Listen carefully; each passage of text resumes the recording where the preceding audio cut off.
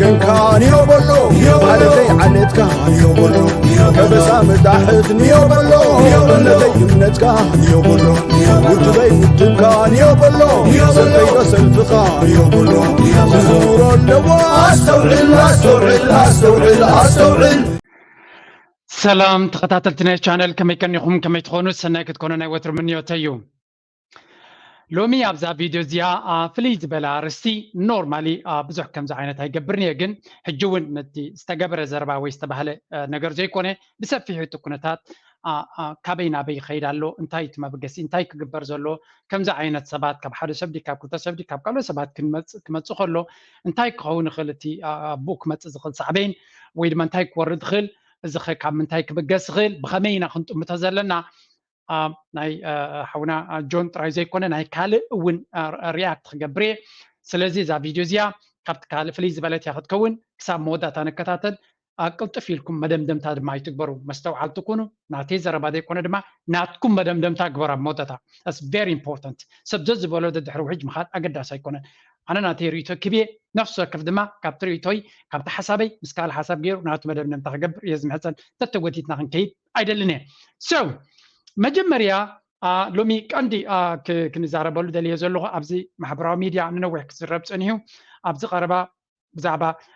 انتاي كنزارب مخانا تاقند كزارا كنريا دليل زلو نزيا فيديو زيا let's listen حدا ازيو دز بالملختي سمعني رمو نسمعيو إحنا إذا كان زخوكم سدرا بيت እግዚአብሔር ከመይ ቀኒኹም ኣምላኽና እግዚአብሔር ኣብዛ ህይወትና ከም ዝዓይነት በረኸት ወሲኹ ኣብ ዕድሜና ነዛ ደቂቕ እዚኣ ወሲኹ ዘምረና ዘሎ ካብ ኩሉ ክፉእ ዝሕልወናን ዝጓስየናን ክብርን ምስጋናን ኣምልኾን ወዳስየን ይኹኖ ሎሚ መዓልቲ ፍልይ ብድበለ ኣርስቲ መፅኩም ዘለኹ ካብቲ ተኸታተሊ ክንወሃቦ ዝቐነና ወንጌል ወፃኢ ዝኾነ ኣርስቲ እዩ ብጣዕሚ ድሕዝን ነገር ጉዳይ ናይ ቤተ ክርስቲያን ትከታተልዎኹም ዘለኹም ብፖለቲከኛታት እዩ ድእለ ዘሎ ብውሽጢ ይኹን ብደገ በቲ ደሎ መንግስቲ ይኹን ነቲ መንግስቲ ብዝቃወሙ ኣካላት ብኣቶም ይተኣንፈቱ ናብ ዝደለይዎ ዝውርዎ ዘለዉ ንሳቶም እዮም ዕድል ኣይገበርናን ስለዚ ንሕና ድማ ቶም ህዝቢ ንመን ተኸቲልና ናበይ ንኸይድ ከም ዘለና ብዙሕ ደስተዋዓላ ኮይና ይስማዓንን ስለዚ ሎሚ መፅአ ዘለኹ ብዚኣ መጀመርታ እዚ መፅሓፍ ቅዱስ ክቃፀል ኣለዎ ድብል ብርጌድና ሓመዱ ዶ ገለ ድበሃል መሪሑ مجمريا تملغت سميكم اللهم كل جزء عن السبيل وما دي كونس تا انتاي كم تبهل بزعبان انتاي مخانو اما نسمع تا قد سنت بي كا نتوم دياقونات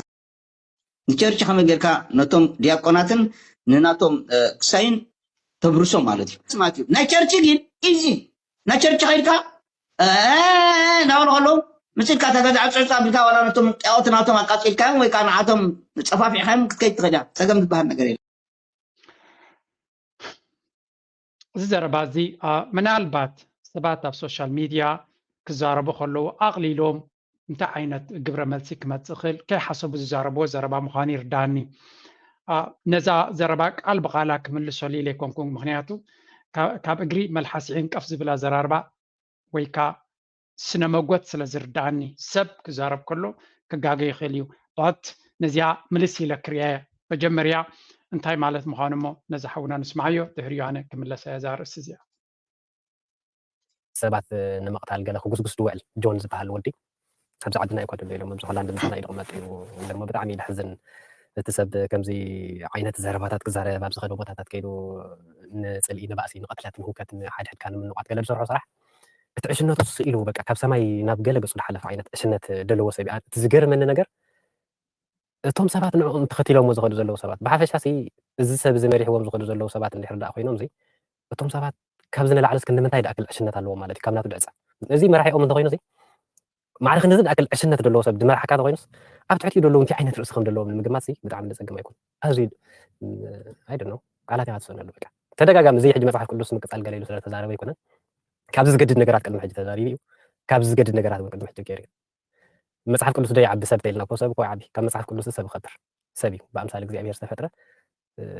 ቅዱስ ፍጥረት ሰብ እዩ ሰብ ንምቕታል ድጉስጉስን ሰብ ንምቕታል ኢዱ ዘርጊሑ ወስድ ብልን ናይ ቅትለት ሃዋርያ መጽሐፍ ቅዱስ ከቃፅል የተበለው እንታይ ዓብ ነገር ኣይኮነን ብዝኾነ ናበይ ክወስደኩም ደልያ ሕጂ ብዛዕባ እሱ ተዛረቦ ገለ ነገራት ጥራይ ኣይኮነን እዚ ኣርእስቲ ብዛዕባ እዚ ብርጌድና ሓመዱ ገለ ገለ እናተባህለ ኣብዚ ኤውሮጳ ስኢልካ ናይ ቴሮሪዝም ስራሕ ገለ ዝሰርሑ ደለዉ ብሓፈሻ ክንደይ ሰብ ከዛርብ ቀኒ ብኩሉ ወገናት اوكي مجمريا أب رياليتي ويا كون النت كنزارب تخينا جون بلاك بزح من السي كم زي صعبر يلخو أوكي سلزي بخلا زراربا بمريجا دي خامريز كايو ببوليتيكا دي خامريز كبزي قدس مراحي نايستوسنو ناي قلة كفالنا حبرتسب وي من سياتي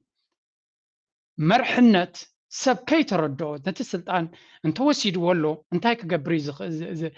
زرع مسيلكم نتن السكاب ملحس زوطو زربا كبدت ناتو استوعيلو عيريوني مراحي كل جزي انتس ببكع انتس ببدي بكع انتس ابا قداسي انتس ابزي قداسي بزي قدس سبز صعبا قال ناي بوليتيكا مرحنا تراديكم ولا صلا وسب ኣብ መልሓስካ ዝወፅእ ቃላት እንታይ ዓይነት ፅልዋ ክህልዋ ከም ዝኽእል ምግንዛብን ኣቐዲምካ ነቲ ክመፅእ ዝኽእል ምርኣይን ኣገዳስነት ዘለዎ ይመስለኒ ንኣብነት ምናልባት ነቲ ፖለቲካዊ ስራሕ ንሱ ዝሰርሖ ዘሎ ንሰባት ብከምዚ ዓይነት መንገዲ ትፀልውና ኣለኹም ክብል ይደልዩ ንሱ ድማ ዝሓስቦ ዘሎ ነቲ ቤተክርስትያን ወይ ነቲ ቅዱስ መፅሓፍ ኣቃፂሉ ነቲ መንሰይ ናብኡ ንኸምፅኦ እዩ ተሓሳብናቱ كم زمثلنا أنا تنا مقصال زوزو سي نت بيت خرسيان أقاتيلو نت قدس مصحف أقاتيلو نت كباب أقاتيلو نت حبرتسب حرا خوصيه نت حزبي خوصيه زبل زلو كابي حرا خوصو سب كو نابت بيت خرسيان كيديلو زغدد سب كويلا نت. And by the way أزيد ماتي political immaturity ويكا political زي بسلات زبل ويدما عبرا إزي مهلاو ناي قارا جنبرنا عبي بزعبة حجرنا حسب لنا كتب لك لها هذا سب بزعبة قدس مصحف كتزارب كلها كند منتاي حزبي فرق حزبي إرترا بوحدو إخات تصرف زلها وي سمعتنا فرق حزبي إرترا إخات حرم زلها من أربعتهم سخازلو نابنت يغرتا غيرو نيرو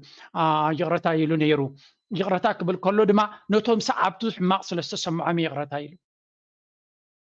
سي كساب كندي أب منشتي علم أتحساسباناتو جينا بتنس زاربون زقبرون كند منتاي صلوا كله خمس غل كند منتاي حدغنيا كون كم زغل هيتردانو له مخنياتو اسي صرفو زلو نسو نتقدس مصحف قبل كل قدس مصحف ابتسخا توكلا زلغا وي تطقسا زلغا بي تخرسيان ترى يكون كالوت هيمانوتاتون نتقدس مصحف بعبي يقبل وي من الباتنا هنا قال مصحف تفللي كلهم يخلي تقدس مصحف قد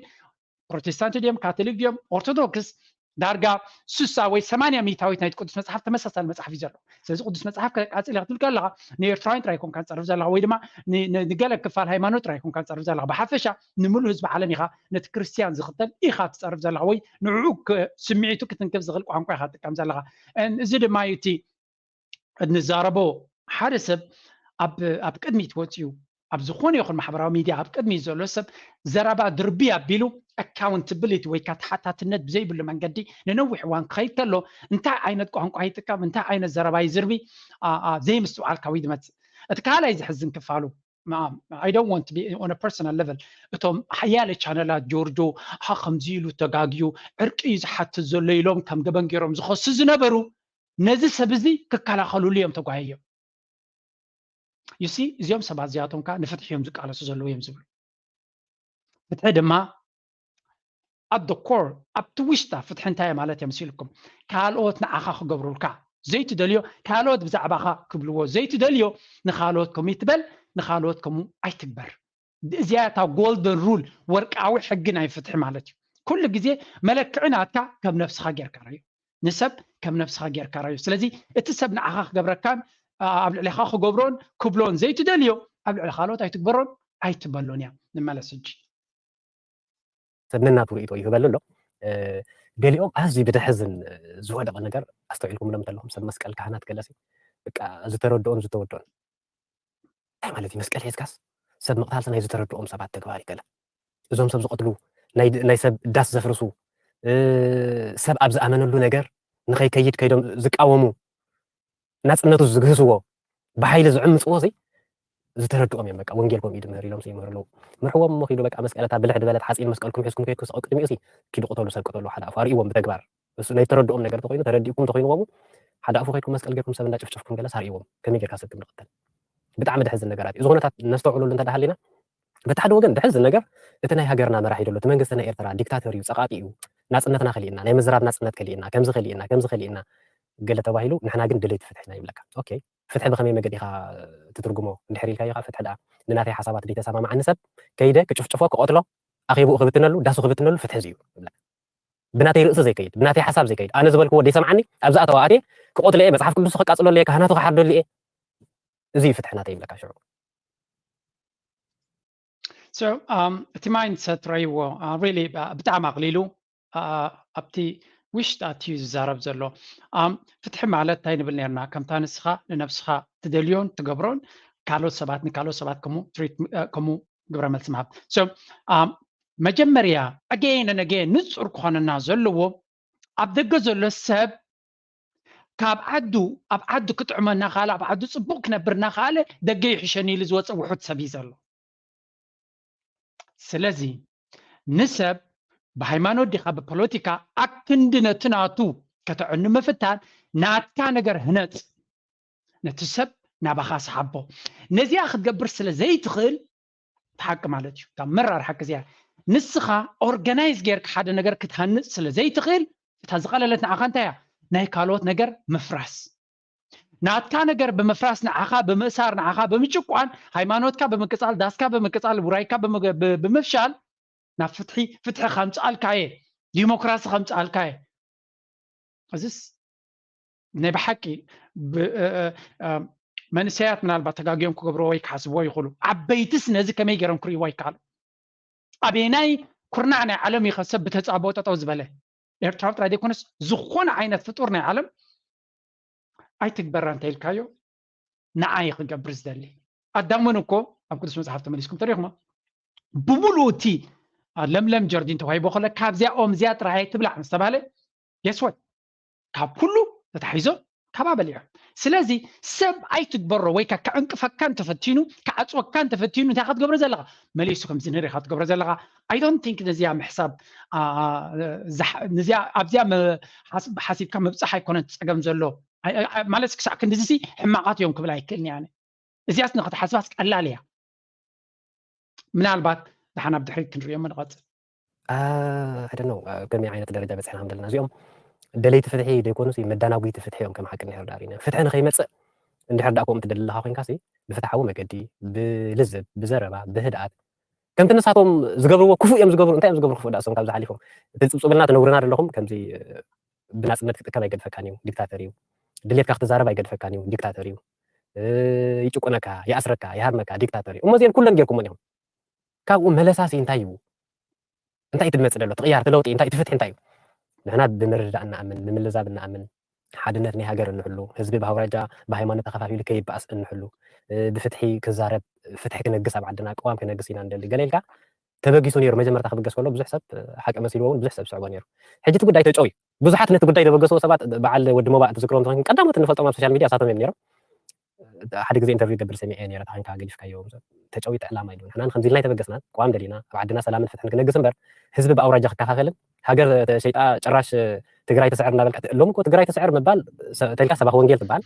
ብዛዕባ ንህግደፍ ዝድግፍ ነገራት ተዛሪብካ ድማ ወንጀለኛ ትበሃል ብጣዕሚ ትገርም ነገር እዚ ምስ ኮነ ብኣውራጃነትን ብገለን ምስ ተጨወየ ሓሳባትና ገዲፈዮ ኢሉ ሓቂ ድማ ብዙሕ መንእሰይ ብዙሕ ህዝቢ ንፍትሕን ነቲ ዲሞክራስን ጥራይ ነቲ ቀዋም ክነግስ ብኡ ክንመሓደር ዝብል ሓሳብ ጥራይ ተረዲኡ ብዙሕ መንእሰይ ስዒቦም ነይሩ ድሓር ኩነታቶም ምስ ረኣዮ ኩሎም ኣብ ጥቕሞም ናብ ካልእን ኣትዮም ነቲ ህዝቢ ብኣውራጃ ከፋፊሎም ገሊኦም ምስ ሓደ ሃገር ሓዊሶም ገሊኦም ምስ ሓደ ቋንቋ ባኢሶም ገለ ኣብ ዘይድሊ ናይ ርእሶም ፕሮፓጋንዳን ዓጀብጀውን ምስ ከወዲ ግን ኩሉ ሰብ ገዲፍዎም ከይዱ ሕጂ እዚኦም ደለይቲ ፍትሒ ነቲ ፍትሒ ሳዳናጉዮም እዮም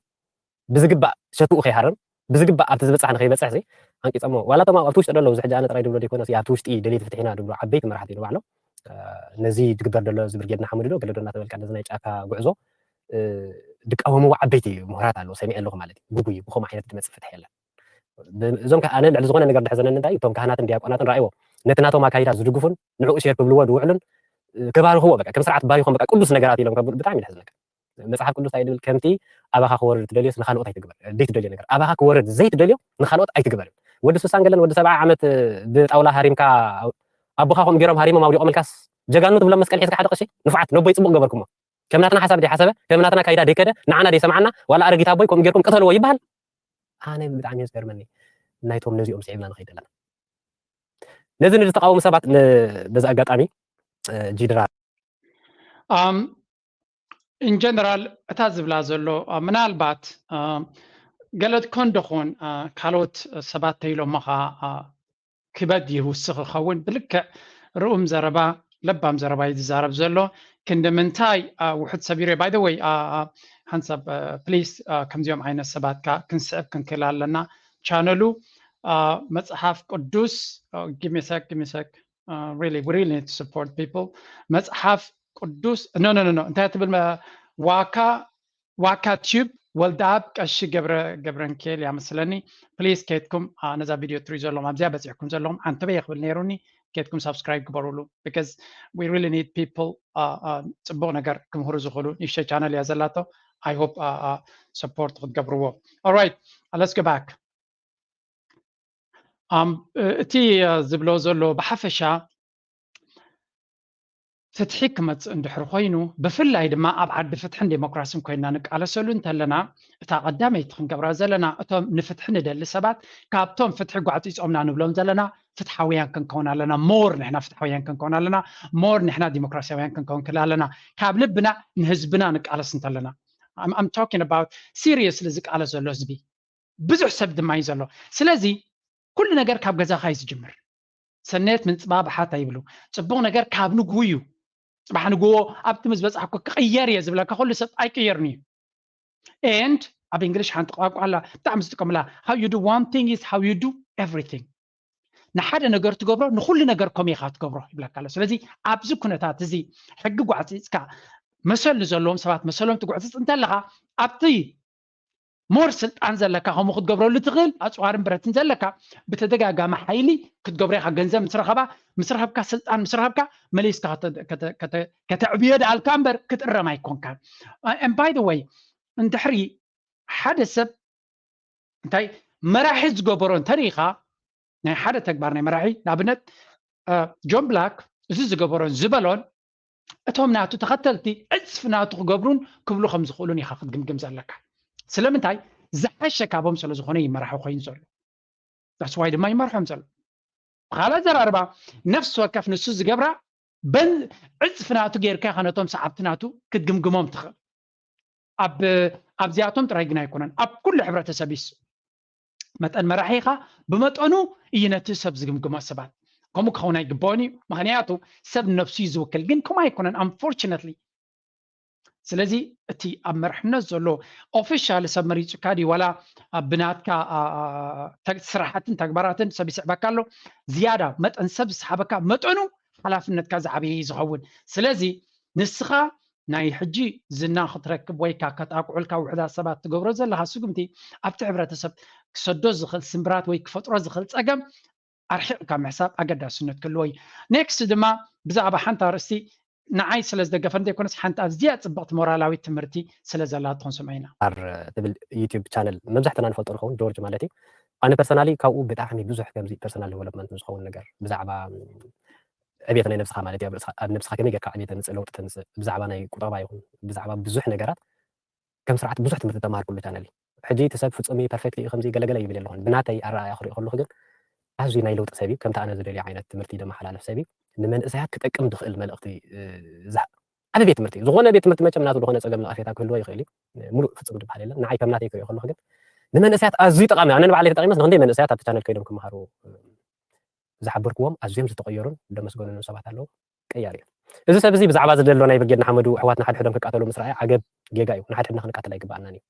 ناتي حساب زي دقة في الكان سب مهرام داسو مفنتاح أخي بو مفنتاح زي ناي فتحويان سبعة كايدا يكونن حواتنا حد حدنا تقاتلنا زمت ألوت يلا نحنا كنحبر يزقبعنا بزربا بسلاماوي نجار كنفتح يزقبعنا ناتي حساب زي دقة في أبزي اللي حدا خمسة جميرنا يوسي أبعدنا سلطان نتعيزنا نحنا ما مريت كنس نتينا لازم نقفل لنا سرعة جلسي تمهلي الكادير كاب قلق خون زم سبعة زياتهم دي حمر إحنا تحيزهم إزي تسب زعلوا دلو تمردي جيجا يخلو لهم قالوس أنت يوم سيوم channel خلنا نعصوا لنا أو لهم سبعة سبسكرايب جبركم وصو كم عينة بروباغندا إلا وداون مقبار جلس جبر تسقني شرحات بولدك هنا تيون بتي من قلب زبالة لا عم نقرن نقرأ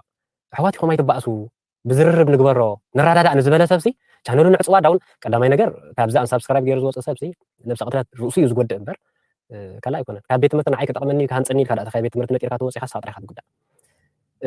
نايم صحف كله تاريخ ذاكرة كم ببالكم لك كم زي دقات أنا مالتي one second. ናይ ሙሴ ታሪክ ኦሪት ዘጸአት ምዕራፍ እዚኣ ቪድዮ ዘምጻኽዋ ቀንዲ ነዚኣ ዛንታ ሕጂ ዝነግራ ኢለ really I really like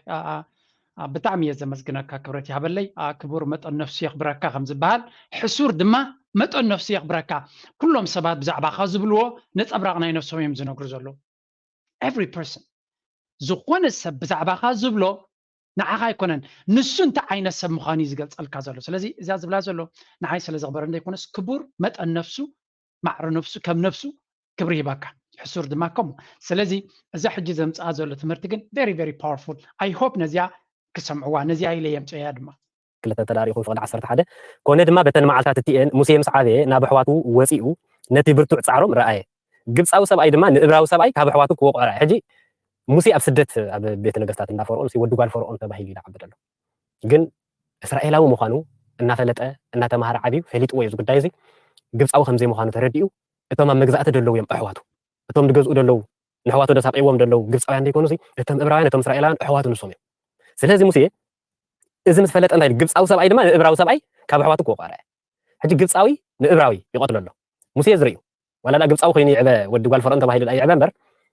እቲ መበቆል ዓዱ እስራኤል ምዃኑ ስለዚ ተረድአ ነቲ ወዲ ሃገሩ ድህረም ደሎ ማለት እዩ ግብፃዊ ድሃርሞ ደሎ ዘራይናቱ ነቲ ግብፃዊ ከይዱ ቀቲልዎ ዘራይናቱ ነቲ ግብፃዊ ከይዱ ቀቲልዎ ንዕብራዊ ሰብኣይ ካብ ኣሕዋቱ ክወቕዖ ረኣየ ናብዝን ናብትን ግልፅ ኢሉ ሰብ ከምዘየልቦም እስራኤል ድማ ነቲ ግብፃዊ ቀቲሉ ኣብ ሕፃሓቦ እዚኣ ቀዳሚት መዓልቲ ቁፅሪ 13 በታ ካልእቲ መዓልቲ ድማ ወፀ እንሆ ክልተ ዕብራውያን ሰብኡት ክበኣሱ ረኣየ ይብል ብጣዕሚ ድሕዝን ነገር ካልእቲ መዓልቲ ምስ ወፀ ግን ክልቲኦም ክበኣሱ ዝፀንሑ ዕብራውያን ኣሕዋት እዮም ልክዕ ከምዚ ኤርትራውያን ንሕና ኣብዚ በቲ ሓደ ተቃዋሚ በቲ ሓደ ደጋፊ ተባሂልና ኣብ ምቅትታል በቃ ብናትና ምቅትታል ገሊኦም ጅብኦም የኻዕብቱ ገሊኦም ስልጣኖም የናውሑ ገሊኦም ባይትኦም የጣጥሑ ብናትና ደም ምፍሳስ ማለት እዩ ዝገብርዎ ዘለው ክልተ ዕብራውያን ክበኣሱ ርዩ ሙሴ እንታይ ይግበር ሕጂ ከምዚ ሎሚ ዝገብርዎ ደለው ብፖለቲካ ዝሰኸሩ ካህናት በቃ ፅቡቅ ገበርኩም ተቃተሉ ጥራይ በቃ በሎም ቅተሎም ወዲ እዮም በቃ ኣብዞ ዝኸድዎ ከይድካ በቃ ከይተደቅሶም ዋላ መፅሓፍ ቅዱስ ምቅፃል ገለ ኩሉ ኣጆኻ ገለ ክብል ነይርዎ ሙሴ ከምኡ ክብል ነይርዎ ናይ ጆርጅ ደምፃ ክወ ነዚ ጆርጅ ዝበለ ኖ ክልቲኹም ኣሕዋት ኢኹም ከምዚ ዓይነት ምቅታል ኣየድልይን እዩ እዚ ንሱ ጥራይ ዘይኮነ ኣነ ከም ኣብነት ከም ሓደ ዓብይ ሚድያ እውን ከምዚ ኦርጋናይዝድ ዝኾነ ዓይነት መጥቃዕቲ ክፍፀውን ስለ ዝረአ ኩሉ እምበር ካልኦት ብዙሓት ከምዝናቱ ጌጋ ዓገብ ዝበሉ ሰባት ኣለዉ ግን ኣብኡ ኣተኪረ ሕጂ ዝዛረብ ደሎ ከምዚ ምስ በለ ሙሴ ነዚ ምስ ረኣየ እንታይ ገይሩ በታ ካልእቲ መዓልቲ ድማ ወፀ እንሆ ክልተ ዕብራውያን ሰብኡት ክበኣሱ ረኣየ ነቲ ዝዓመፀ ከመይ ንብፃይካ እትወቕዖ በሎ ፅቡቅ ኣለኹም በቃ ሓመድ ተጋበሩ ገለ ኣይኮነን ኢልዎም ሙሴ ከመይ ንብፃይካ እትወቕዖ ንወዲ ዓድኻ ንወዲ ሃገርካሲ ስለምንታይ ትሃርሞ ስለምንታይ ትወቕዖ ፅቡቅ ኣይኮነን ኣብ ስደት ኢኹም ዘለኹም እዚዩ ክበሃል ዝግባእ እዚ ምስ በለ እቲ ዝገርም ነገር እቲ ነዞም ከምዚ ዓገብ ድብሉ ሰባት ነቶም ማእከላይ መርገፂ ሒዞም ናብ ዕርቅን ናብ ሰላምን ዝጓዓዙ ሰባት ከዓ ኩሉ ሰብ ኣይቅበሎምን ምክንያቱ እቲ ፅንፈኛ ተሓሳስባ ደለዎ ናተይ ተዲ ሓሲብካ ሰይጣን ኢኻ ከም ናተይ ተሓሲብካ መልኣኽ ኢኻ ድብል ፅንፈኛ ዝኾነ ተሓሳስባ ደለዎ ሰብ ነዚኦም ከምዚኦም ኣብ ማእከል ኮይኖም ንምትሕራቕን ንምቅርራብን ዝፍትኑ ሰባት ልክዕ ምስቶም ሰይጣን እዩ ዝምድቦም ንሙሴ ድገጠሞ ድማ ልክዕ ከምኡ እንታይ ኢልዎ እቲ ዕብራዊ ንሱ ድማ መን መስፍንን ፈራድን ገይሩ ኣብ ልዕሊና ሸመካ ንስኻ ነቲ ግብፃዊ ከም ዝቐተልካ ኢዶ ክትቀትለኒ ትደሊ ኣለኻ መን መስፍንን ፈራድን ገይሩ ኣብ ርእስና ሸመካ ይፈለጠን እምበር ወዮ መስፍንን ፈራድን ኮይኑሲ መድሕን ኮይኑስ ካብ ግብፂ መሪሕ ደውፅኦ ሙሴ ይክኸውን ዳሕራይ ቅኑዕ ልቡ ግን ገና እዚ ሕጂ ሙሴ ብእግዚኣብሔር ከይተፀውዐ ንነቢይነት ከይተፀውዐ እንከሎ ዘጋጠሞ ደሎ ጉዳይና ንዕልል ኣለና ግን ቅኑዕ ልቢ ስለ ዝነበሮ ሓደ ዋላ ኣብ እንዳ ፈርዖን ኣብ ቤተ ነገስታት ይዕበ በቃ እቲ ዘርኢ ናይ ዓዱ ኣይረስዕን ናይ ቦታቱ ኣይረስዕን መበቆል ዓዱ ኣይረስዕን እኳ ደኣ ምእንቲ እቶም ደቂ ዓዱ ኢሉ ነቶም ግብፃውያን ዘራይ ናይ ተወዲ ዓዱ ክቐትሎ ከሎ ርኢና ኣብ ርእሲኡ ኣሕዋቱ ዕብራውያን ግን ብፍቅሪ ብሓደ ክጣመሩ ይደሊ ስለ ዝነበረ ክበኣሱ ምስ ረኣየ ጌጋ እዩ ስለምንታይ ንሓውካ ትሃርም ሓውካ እንዲ ወዲ ዓድኻ እንዲ ስለምንታይ ትሃርም እዚ ሕጂ ቁኑዓት ሰባት ዝብልዎ ዓይነት ዘረባ እዩ ኣነ ድማ ነዚ ንምድጋም ይወፅእ ካልኦት ሰባት ቅድመ ኢሎም ኣለዉ ኣነ እውን ዝክብሎ ስለ ዝግባእኒ ነዚ ንምባል ይወፅእ ግን ትድመፅእ ግብረ መልሲ ዝሕዝን ነገር እንታይ ኮይኑ ንዓኻ መን መስፍንን ፈራድን ገይሩ ሸምካ ተቃተሉ ኣጆኹም ከይተተርፉ ቀላል እያ እኳ እንታይ ዶ ኣብ ገዛይ ኮፍ ኢለ ከምዛ ዝገብርዋ ዘለው ገለገለ ካህናትን ዲያቆናትን ዝብልኹም ዘለው ኣጆኹም ዝተረዳእኩምን ዝተወዳእኩምን ተሓራርዱ ጥራይ ክሳብ ፖሊስ መፂኡ ድቅጥቅጠኩም ክሳብ ትስንክሉ መስዋእቲ ትኸፈሉ ክሳብ ደምኩም ድፈስስ ደሞም ኣብስስዎም ኣጆኹም ከምዚ ምባል ቀሊል ግን እዚ ነቲ ሕልና ዘለዎ ሰብ ንክገብሮ ድፈቅድ ነገራት ኣይኮነን ኣይፈቅደልካን ይሕልና ሓወኻ ኣብ ከወንቱ ከምዚ ዓይነት ደም ፍሳስ ክጠፍእ ንሓድሕዶም ክቃተሉ እቲ ትምነዮ ፍቅርን ሓድነትን ናይ ሃገርካ ክጠፍእ ናይ ኣሕዋት ፍቅሪ ክጠፍእ ገለዛ ኣይትደልየን ዜሮ ዜሮ ንዓኻ እዩ ዝጎዳእካኩ ሕጂ ምናልባት ንሕና ነቶም ኣብኡ ዝኸዱ ድበኣሱ ሰባት ሓሊና ብሓፈሻ ነቲ ሃገር ሓሊኻ ነቲ መንእሰይ ሓሊኻ ገለ እኳን ንዛረቦ ይመስል እንተሃሎ ዜሮ ዜሮ ግን እቲ ናቶም ፅቡቅ ነገር ንዓና እውን ይጠቕመና እዩ ንሳቶም ኣብ ፅቡቅ ተወዲቖም ዋላ ንዓይ ኣብ ገዛይ ከለኹ ኣይሳተፍ ኣይሳተፍ ይጠቕመኒ ንሳቶም ተተጎዲኦም ከዓ ትፀልወኒ መንፈልጥ ዋላ ብስጋ እንድሕር መፂኻ ካብቶም ኣብኡ ድቐትሉ ደለዉ ቀቲሎም ኣብ እስር ቤት ድሓቅሉ ደለውን ካብቶም ድቕተሉ ደለውን ብስጋ ኣሕዋትካ ክኾኑ ይኽእሉ زيرو كلنا بتي هجراوي منفس تدارينا يون أحواتنا شجرالنا شجرنا ترى دارينا كنفوت حي جبنا أبانا كورد زي لنا نجر أكلوا أتصبحت كنور دخل ديك بأنا دمك نأمن كن كلالنا زي بيت كريستيان كن أتينا كنك زعما الاختزيا بليز كيتكم رايوا امونغو سغر نابلكي خص معكم صنه الله اقدس ملختا ترفلو كيتكم ابتا شانلو مجمريا سبسكرايب غبرولو كيتكم دما سمعوا كبرتي هبلي شوف حنت ابزيا كنسعوا للا زلنا ابزوا نزي نفس وكف ميديا ويكا بفلاي تي عبد دلي تفتحينا عبزبل دنب بخمو عبز صواع بوتا مخنياتو زي دلي تفتحينا تبل قال كتنكع لاون وسينا لهم مغنياتو نفتح مقعدات او زلو قليل سلا زي كونه اتابو زلو ميديا جن ادلو بروي منقدي زسرح مخانو كان معلتنا معلتي اناق حدا يزمت جيغانا يقليوم كشفافن زفتن نقليو دما كراسنن حوك اتن زفتن كالي دما بتدقاقامي ابزي بزحات كوايكم كن حياله مرقتي خانصر مونغو زبحال يلن اوه مونغو كهلو اي هوب دما مونغو كهلو انا I don't know politica سلا زي رداكم نسخات ما بكل تجاف كينكم حزب كبال عنك قاتلني هم تدليو مونغونيا زي بلو دانيا زي بلو كمي غير كاخت نبر تخ حزبي بزح حزبي ا بوليتيكا ا مونغو كونالو يس كل تجافات يدليو مغنياتو تحارب بروغريسيف تحارب كونسرفاتيف تمالتي زي بوليتيكا قرب او خلو بروغريسيف زبال حدش نجر كمت بزح نحدش نجر زغزغز كونسرفاتيف نو زنبرا قداسي سز كونسرفاتيف زبال يمانا كن في بحال عقباو كن في بحال سلازي انت يبل نو هيمانوتنا بحلنا كبرتاتنا كلنا زك عقب يفتن اتا حدخه تي صقام كاتي بروغريسيف زبلو نقير كمزي يخون سلازي كلتيهم كلولهم حزب جنا مونغو كونالو كلتي ابጫፋት እንድሕር ኮይኑ ህዝቢ ሃገር ኣብ ዘይተደልየ ቀትለትን ባእስን ኣገርገርን ክታቱ ትኽእል እያ ክትምቀል ትኽእል እያ ፖላራይዜሽን ይበሃል ፖለቲክስ እዚ ፖላራይዜሽን ማለት ጫፋት ምስ ሓዘት ህዝቢ ክረዳዳእ ኣብ ዘይክእል መንገዲ ምስ በፅሐ ድሕሪት ሃገር ክትፈርስ ሞር ትኽእል ኣለዋ ምናልባት እቶም ንጫፍ ዝደፉ ዘለዉ ሓይልታት ይፍተው እታ ቀንዲ ዕላሞም of course تم كل تجافات جاف تريم زدليو سلامنتاي اتا حدا كدخملهم سلا زدليو زبزح كازب ግን اي تخيداب تجاف مغنياتو اتا حدا جاف نت حدا جاف كصاورو يدلني اب كل تجاف زلو حزبي تصاوارነት يبلون ناي حبار رقح يبلون كله يدلني ስለዚህ اب تجاف ناي دليت فتح زلو جاف زلو انتاي نخل تاريخنا يرترا كبرنا يرترا everything اب يرترا زلو كنال يلنا يزبل guess what انتاي قبر نخل علي اتا حدا دما تغلالا تقاوم زبحال غحاف يلن كلاتهم سدوعاتهم يزبل ابتጫፋት ዘለው ክልትዮም ፊሎሶፍናቶም ፖለቲካ ኤርትራ ተغላላ ዝቃወም አካል የብላን ይዝብል ኣብቲ ናይ መንግስቲ ጫፍ ዘሎ ድማ and that's not true ብዙሕ መንእሰይ ያሎ ኣብ ሃገሩ ለውጢ ዝደሊ ኩሉ ዓይነት ለውጢ ዝደሊ ኣሎ እዚ ክፋል ናይ ሕብረተሰብና ድማ ዓብዩ እዞም ኣብ ጫፍ ዘለዎ ግን ዝለዓለ ዓዊሎም ዝዛረቡ ማይክሮፎንም ብርቱዕ ስለ ዝኾነ ነዚ ቋንቋ ዝናደጋገሙ ነቲ ህዝቢ ኣብ ጫፋት እትዮም ረብሓኦም ኣብ ጫፍ ተኮይንካ ጥራዩ ናቶም መሰጅ ክትሰምዑ እንድሕር ኮይንካ ኣብ ጫፍ ወይ ኣብ ጫፍ ክትከውን ኣለካ እዚ ህዝቢ ግን ኣብኡ ክኸይድ የብሉን ናብኡ እንድሕር ከይድና መሊስና ክንመቓቐል ኢና ህዝቢ ኤርትራ እቲ ተቃዋሚ ዝበሃል ብትክክል ደላይ ፍትሒ ዝኸውን ሓድነት ናይ ህዝቢ ክዘርግ የብሉን ሓድነት ህዝቢ ዝዘርግ ፍትሒ ይደልን ኣብቲ ዓዲ ምክንያቱ ፍትሒ ኣብ ውሽጡ ኣብ ጥልቀቱ